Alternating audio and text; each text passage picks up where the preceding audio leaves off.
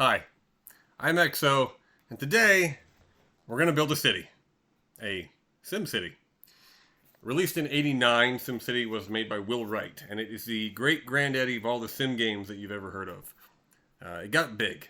After SimCity, you had clearly SimCity 2000, but there was a million other games after that. There was Sim Farm, Sim Earth, Sim Island. There was Sim Healthcare System. Private companies purchased the rights and had Maxis develop things like Sim Refinery, which was developed for Chevron employees to learn their way around managing and operating an oil plant. And yes, that game did leak, or was found, I should say, about 2 years ago, and it is in the pack. Exodus version 6, you can play Sim Refinery. You've probably heard of The Sims. The Sims 4 is currently the most contemporary version. It's called The Sims because of SimCity. They wouldn't be The Sims if it wasn't for SimCity. This game right here happens to be the first game I ever purchased for myself with my own money. I mentioned in a previous video that I got a Sound Blaster for my 13th birthday. It did not work in my computer. It was way too old for it. So I took it back, got my money for it, and I bought games. And this was the first one I picked up. Inside the box here, I still have all the original things that I had when I bought it. We've got the discs. You've got a Prodigy flyer. Now, Prodigy was not an ISP. It was what they call they called it an IPS, an interactive personal service. The idea of something like Prodigy would be you dialed into it, and you had forums that you could type into, and chat rooms, and some files you could download, but it was all pretty much in their ecosystem. Now, towards the end, AOL, CompuServe were similar services. And they realized people wanted to get to the internet. And they were going to start losing business to ISPs that just gave you access to the internet. At that point, many of them introduced limited browsers that you could use that were proprietary to their service, but they would let you get out and go to actual domains. So you could kind of browse the web limited. They kind of had their own filters in place for it. They weren't always compatible with everything out there. But I still have a fond memory of them because I went from bulletin board systems where you had like maybe one person logged in at the same time as you on the non-paid ones to these where you logged in and it felt like everybody in the world was online at the time. Now they were expensive. I always had to use the free trials and then cancel. I never had a credit card to actually keep using them. We have the Maxis guarantee with the greetings to your SimCity mayor, welcoming. And this is basically telling you how to contact them if you've got some bugs in your game. This is back when people cared if you had a bug in your game. You got your registration card, which I never filled those out. Your 55-page manual, and about 20 of those is the history of city zoning. This tells you about how the simulator works and how to plan for it. The bibliography in the back cites like 12 or 13 different books that talk about city zoning and planning. They clearly did research for this. You've got your system card. On the back, you've got your quick reference for all the keys you could use, the shortcut keys. And inside, a little bit about how to get around on the screen while you're playing. And a Maxis catalog. And if you've ever downloaded Exodus before, in the main root directory, or if you've purchased the physical box, you get a printed copy that looks just like this. We have a fake catalog, and it is, instead of games that Maxis released, it is the 12 biggest DOS publishers and their history. When they started, when they went down, what their biggest games were. There's a lot of fun little inside jokes in it. I had a lot of fun making it. Now, the same day I bought the game, I bought the add-on packs for it. And these, while not incredibly rare, are semi-rare. There are two of them. There is the alternate architecture pack 1, and this has got ancient cities in it. You've got ancient Asia, medieval times, and the Wild West. And then you've got the Future Cities pack, which has Future USA, Future Europe, and a moon colony. They totally changed what your buildings look like, but otherwise the gameplay is identical to the way it would play normally. The moon's kind of neat because it gets rid of water and it changes it out with low craters that you can't build into. And so instead of boats, you have like rovers that go through there instead. So it finds a way. Same with like electricity. You don't have electricity in medieval times or ancient Asia, so now they become water wells and waterways. Let's go ahead and switch over to Launchbox here. And we're going to type in SimCity. And we're going to see that here's the one that I've purchased that I just showed you. There was also a classic version, which is the same game re-released but with higher res graphics. Slightly higher res, but definitely more color is a big part of that one. And then there's also the CD-ROM version that's enhanced. This one has much higher resolution graphics, some more shortcuts built into it, some really cheesy FMV videos that play when you make accomplishments in the game. Like when you hit 10,000 people, maybe it's 20. One of those, you get a video of like a woman taking a shower. Nothing explicit, but somewhat creepy anyway. Now, if you go to your extras on SimCity, you can see that you have your system cards, the manuals, the reference cards. Most of the things that I just showed you from the box are going to be scanned in here. And if you want to see that Max's catalog, you can go over to the catalogs and you'll find it there if you have the add-on pack for media. We're going to play the game now. Excuse me. And you're going to find you can play the game, change settings, or launch the train editor. Now, the reason we put setting changes in here is because there are different video modes for the game. And while I like the EGA high-res 16 color mode, you can go to 256 colors, but it requires cutting your resolution in half, almost. But there's also a high-res mode that's even higher res than this one in VJ, but it's monochromatic. It looks very strange. For our purposes, we're going to stick with my favorite, the EGA VJ, high-res 16 color. And we're going to go ahead and quit there. Let's launch the game now. And I remember it taking like 2 or 3 minutes on my old 8088. It was an AT&T 6300 8088. I know I've mentioned it before, but I like talking about that machine. Let's go ahead and start a new one, and we're gonna leave that name because last time I tried this, it makes this most god awful beep when you try to delete the letters up there. Every time you play the game, it will terraform a unique area for you, and sometimes you can get really screwed over, like this one where you've got these weird little islands out here. That's no good. You can't develop much on those. But since we're not trying to do a massive game, we'll live with it. Enter the name of the city on the page. You know what? The city's going to be called 111 because this is cracked. You don't have to worry about that. Now we're going to use the overview map to go to where we want. Here it looks fine. And the cool thing about this game from '89 is it mimics having Windows on a DOS machine. Now, these are all the things you can build over here. The primary stuff you're going to want to deal with is residential, commercial, and industrial. This shows you what they want. So right now they do not want commercial. They're kind of keen on residential. They really want industrial. You have your police department, your fire department, and then your special buildings are down here. You have a stadium for entertainment. You have your power, coal and nuclear. Coal's only 3,000, nuclear's 5,000. Coal costs more in terms of pollution though. You've got your harbor, and then you've got your airport. Both of those are high pollutant and noise, but they really bring in a lot of business and therefore commerce into your city.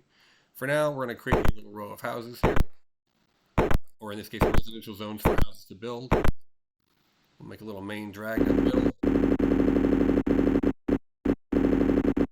It is not easy to draw a straight line in this game, for me anyway. Maybe some of you can do it. We're going to put a power line across the road, so once we do get power, they'll be connected. We got a police department, our fire department. Let's put a few businesses in. What we don't, oh my goodness, that was a bad move. Let's bulldoze that and build another one. What we don't want is to put our industrial next to our residential. Why? Because it's polluting and they don't like that. Now, this is not a good layout. Why? Because I'm giving waterfront property to industrial. Oh my goodness. I am just massacring the land with my words. There we go. And then we'll come around the corner here, connect, and do this one. Loop. We got a little racetrack almost. And at this point, we're going to come up here somewhere in the corner, far away from everybody else, and put a coal plant. Now, nuclear is 2,000 more. So when you first start your city, probably not a great investment for $2,000. That said, it does have drawbacks. You can have a nuclear power plant explosion, and that is not a good thing to have.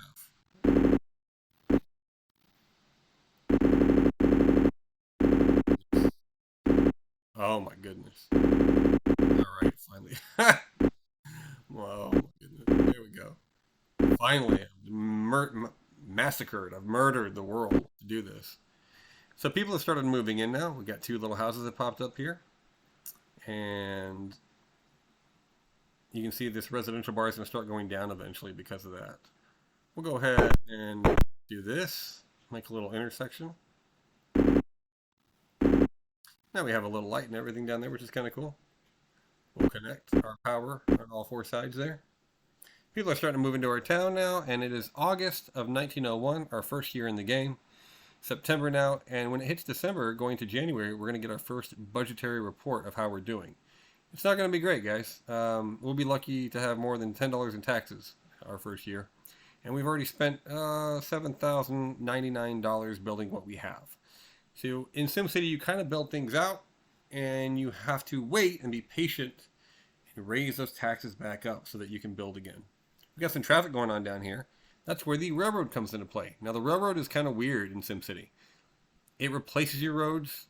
You don't need to run it side by side to your road. We actually collected $68. That's really good for the first year. But we lost $172 total. But we're stemming the losses. Usually it takes, for me, the way I build, about 4 or 5 years in-game to start making a profit. But every year I lose less and less money because the taxes are raising all the time. But you can see they want industrial, they want residential. So if I want to expand faster, I'm going to have to spend money doing that for them. Now, while we're doing this, let's go to System here. We'll go to About. We can see that, like I mentioned earlier, 1989, Will Wright. We got some contact information, including a fax number that I bet is not active anymore. We can also come down here to Load Graphics. And all those add-on packs I showed you, that are sitting over here, are already ready to go. Let's go to the Wild West. Now, on my old 8088, this could take like 4 minutes to do. That's amazing how fast it went. Now, it changes everything. So now, instead of power, we have water wells and steam pumps. Instead of an airport, we have a gold mine. We still have the harbor. We have a rodeo instead of a football stadium. And the rest of it, police department's now a sheriff, and the fire station's like a bucket brigade. We've also gone from, we still have a railroad, but it's a steam. Grab your fiddle, we're having a hoedown. We got 2,000 fellas living with us now. I do like how it changes the writing of all your messages to that style. We can also go in here and jump over to the moon. I love the moon. I think of all of them, that's my favorite if I'm not playing Classic, because it really changes the way the game looks. You can see trees now have become like these craters. The water has become really low areas. I just think that it looks so different. It reminds me of Outpost, which was a later Sierra game that was kind of like a SimCity game where you would build on the moon. We can also, let's go to medieval times now. Also a favorite of mine growing up. Here, it's kind of neat because the castle is here instead of an airport. And we're going to go ahead and build this guy. It's kind of this is not when you want to spend $10,000 in this game. But we got to see it because it's too cool. And what's neat is normally you would get an airplane. But in the medieval world, you get you get a witch. I thought it was a dragon for some reason. Apparently in medieval times they made a really... There's the dragon. So, that's right. The witch is the helicopter and the dragon is the airplane. How cool is that? Let's go over and load a scenario. I want to see... Oh, not a scenario. It's got to reload the map. It's a lot of fun seeing what the other graphics are for these things. So, like in Future USA, for example, I think we get like a space shuttle looking thing. Yeah, it's like a really high-end thing. And then we got a double-bladed helicopter down here. And we'll do one more. Everyone vote real quick. Okay, everyone picked Ancient Asia. Thank you. Thank you for voting so quickly. And here we're going to get a flying dragon and a kite. I do think that the Ancient Asia graphics are very pretty. I like the coloring of them. I like the way that the water aqueducts kind of like curve like little bridges over the road. Now, most people did not get very far in this game before they got bored. And that's where the disasters come into play. Before we get there, there are some options. It's mainly the auto go-to. If something's happening, you'll jump to it immediately. Auto budget makes it so you don't have to do your own taxing. Over in Windows, you can get an evaluation and see, hey, 80% people like us right now, 20% say no because they think our taxes are too high. There's always people who think our taxes are too high. We have an 803 out of 1,000. That's pretty good. And it says annual team's 196, so we've come up a high amount since the last time. And our town's being valued at $15 million, which, considering we started with 20,000, it's a lot. We're currently at 3,000 people. That's neat. And you got all kinds of other stuff. You've got, in your budget here, you can change your transportation budget, your police budget, your fire budget, your tax rate. So you can, like, defund the police if you want. But I bet you money city crime's going to be a problem for you next time around. Now, the fun in the game is disasters. You've got fires. You've got flooding, in this case, a tsunami. They're calling a dragon blast here. That's a airplane crash in the base game. A typhoon is also known as a tornado in the base game. Earthquake, and a monster. We got to do the monster. Wow, that was annoying. And it's still going. Where is he at?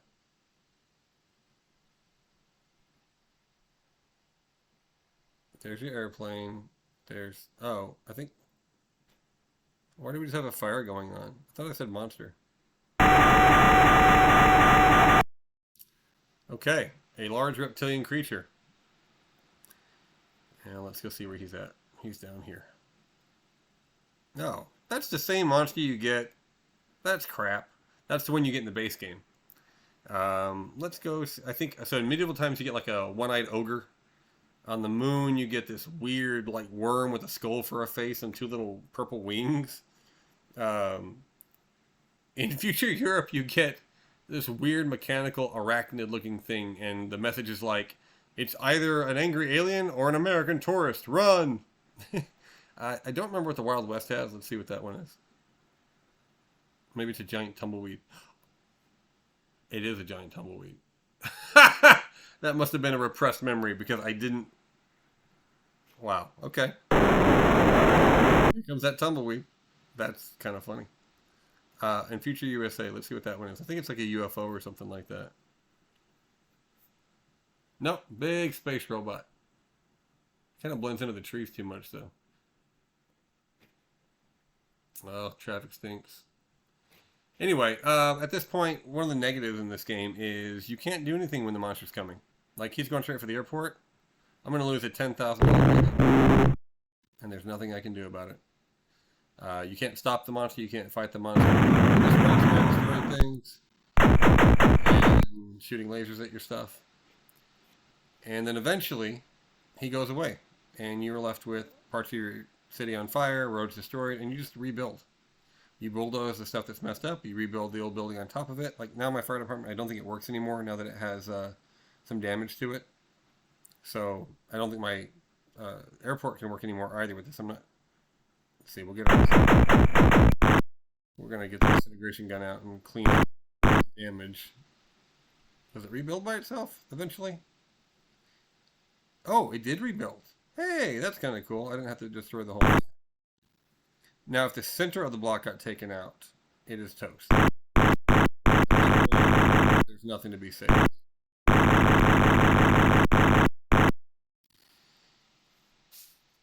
Now, the best way to experience the game is to see what is in the game is to load a scenario. Scenarios are a way to jump into a pre-built city. So you've got Dullesville is bored, you got to make it happy. You got to get them excited. San Francisco, you got a giant earthquake. In Germany, you can deal with the bombing. Switzerland's got traffic. Tokyo, Japan's got a monster attacking. Detroit, USA's got crime. Boston has a nuclear meltdown. Let's go to that one. And this is kind of cool. We can see a large city. And then we can see cool things like, so you have 5 years to get the radiation under control. You got the bridges that come up and, oh, we still have the, I forgot we had graphics packs loaded. Let's go back to the classic.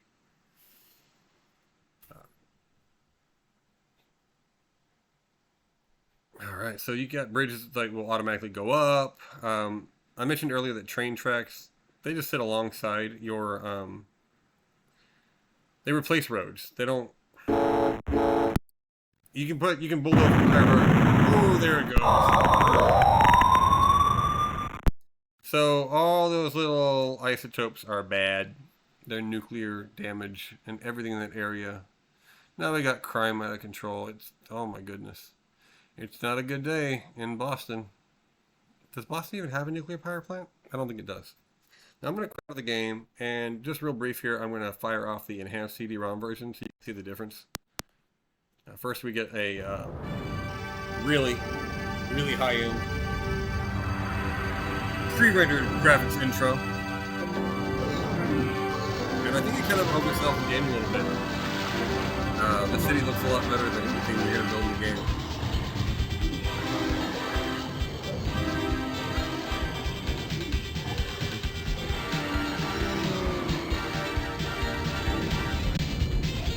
You'll notice here, Interplay is now publishing the game instead of Maxis. Maxis is still the developer, but they're not self-publishing anymore. Let's load that same scenario up and look at Boston. This is the missing link. And without... This is what happens. A major meltdown is about to occur at one of the new downtown nuclear reactors. The area in the vicinity of the reactor will be severely contaminated by radiation, forcing you to restructure. I don't know if it's always the same reactor. In this case, you have to... A nuclear meltdown has occurred at your power plant. You are advised to avoid the area until the radioactive... Now, we missed that video because I clicked on it, so we can replay it. Finally in the news, 90-year-old Yancey Kornblatt Very was reminiscent arrested last night for flashing for the 79th time. FMV and Kornblatt told the court that he was going to retire, but decided to stick it out one more year. Excuse me. Excuse me. We've just received an emergency report that a serious meltdown has occurred at the SimCity nuclear power plant. Plant may reach critical mass at any moment and explode. Above all, do not panic. Repeat, do not panic. Stay calm. Even though radiation may spear our flesh and turn us all into slithering slices of human spam, everything will be just peachy. Do not panic. Okay, I think I dated that girl once. She reminds me a lot of an ex. Over here we got the ship out in the water. We got our helicopter flying around. Our airplane's over here. What is this? Oh, our train. You get one train for all those tracks out in the city. That's kind of funny. Now, I don't know. Does this one have... No, you don't have a graphics pack. So, much newer game. Really nice looking. You get all the voices. You get the silly videos. But you cannot go to the wild, wild west like you used to be able to. You can drag your windows around a little bit more, and I believe there's a way to... Yeah, there you go. The rail system's inadequate. Your mom's inadequate. Why are they just destroying things up in this area? I think you can also go in here and go to evaluation. Always remember, overcrowding and crime go hand in hand. Wow, they do not like me. It's not my fault it blew up. I showed up like my first day on the job. Pricks. The game speed's set to slow right now. You can make it a lot faster. That, my friends, is SimCity. I'll do a different video on SimCity 2000. I think I've got, even though SimCity is a game I have the most nostalgia for in terms of being one of my first games and therefore one of my only games, so I had to play it whether I liked it or not because it's all I had. 2000 came out in a time where I had a lot of choice. But it took all the things I loved about the first SimCity, and it added so much more. You can send police to fight crime. You can send firemen to fight fires. You can accept a military base in your city if they ask to be there. And it drives up crime in the area, but now you can actually send the military out. So if a monster shows up, you can send your tanks, which is really cool. But no other version of Sim anything has ever come out with add-on packs that let you change the way the game looks. And considering this is the first of its kind, this is the beginning of a new genre, the city building genre. These games didn't exist before. Now, you know, there were games that let you kind of build a little bit, like Newtopia on the Intellivision. There were some other rudimentary games out there like that, you know, prior. But this had the illusion that a lot of stuff was going on under the hood. People were judging you, and you had polls, and you were trying to get people to move in. And it's kind of an idle game in a way. You build slowly. Generally you want to turn your disasters off because that's just, disasters just can they can ruin everything. A fire in the wrong place taking out like your $10,000 airport you just built, that can devastate you. So generally you have those turned off unless you like those random monkey wrenches in your game. And you build a little bit at a time, and you let your taxes build up. And you build a little bit, your taxes build up. And you just move at the pace of your funding coming in. It's slow, but it can be rewarding when you fill out the whole map and you're sitting back looking at this amazing metropolis, and you're like, wow, I remember when I hit New City, and I started from scratch on this. And you marvel at it for about 3 minutes, and then you start calling monsters and earthquakes and tornadoes to destroy it all. Because what else are you going to do with it? Just watch it? It's invariably going to burn, because all civilizations burn eventually. There's no happy ending. I mean, eventually it gets so crowded that everyone hates each other, and crime goes rampant, and your traffic goes to crap. And you can try to solve those things, but then more people will move in because you solve the things. And now that more people are there, they bring with them more problems. So it's a little Sisyphean. If you really cut down to it, there's no great ending, but the journey can be quite fun to get there. I hope you've enjoyed the video. I got a lot of great feedback on my videos talking about my personal experience with games, the games I've purchased, why I enjoy DOS games, what got me into it. And as long as there's 2 or 3 of you that like to watch this, I'll keep making them. Have a great night or day.